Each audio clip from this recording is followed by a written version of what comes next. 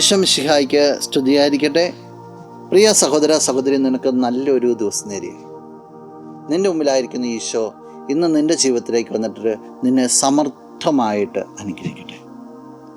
മത്തായിയുടെ സുവിശേഷം 5-ാമത്തെ അധ്യായം ആദ്യ ഭാഗം മുഴുവൻ സുവിശേഷ ഭാഗ്യങ്ങളെക്കുറിച്ചാണ് പറയുക.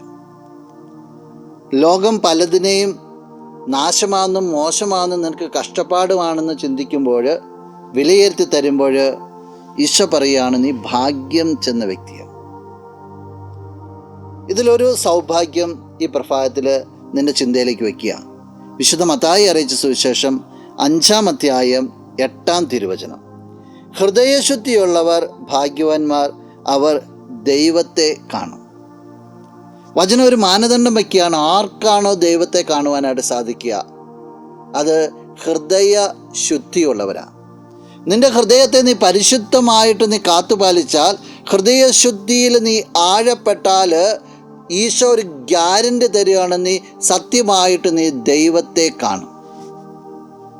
ചിലപ്പോഴൊക്കെ നീ ആഗ്രഹിക്കാറില്ലേ, ദൈവത്തിൻ്റെ ഒരു ദർശനം ഉണ്ടായിരുന്നു, ഒരു ദൈവാനുഭവം കിട്ടിയിരുന്നെങ്കിൽ? അല്ല, വഴിയെ പറയുക, പരിശുദ്ധമായിട്ട് നീ നിൻ്റെ ഹൃദയത്തെ സൂക്ഷിക്കുക, നിർമ്മലമായിട്ട് നീ നിൻ്റെ ഹൃദയത്തെ സൂക്ഷിക്കുക. തീർച്ചയായിട്ടും നിനക്ക് ദൈവത്തെ കാണുവാനായിട്ട് സാധിക്കും. ആ ഒരു വലിയ അനുഭവം നിനക്കുണ്ടാകട്ടെ. നമുക്ക് പ്രാർത്ഥിക്കാം. കണ്ണുകളടച്ചൊന്ന് കരങ്ങൾ. നല്ലവനായ കർത്താവേ, നിന്നെ അങ്ങ് സ്തുതിക്കുന്നു, ആരാധിക്കുന്നു, മഹത്വപ്പെടുത്തുന്നു. നിന്റെ നിറസാന്നിധ്യത്തെ നന്ദിയോടുകൂടി ഓർക്കുകയാണ്. ഈശോ ഈ വ്യക്തിയെ അനുഗ്രഹിക്കണമെന്ന് പ്രാർത്ഥിക്കുന്നു. ഹൃദയ നൈർമല്യത്തോടുകൂടി എപ്പോഴും വ്യാപരിക്കുവാനുള്ള വലിയൊരു കൃപ ഈ വ്യക്തിക്ക് നൽകണമേ. ഈ ദിവസത്തിന് വേണ്ടത് അനുഗ്രഹങ്ങളും നന്മകളും സംരക്ഷണവും നൽകണമേ, ഇപ്പോഴും എപ്പോഴും എന്നേക്കും.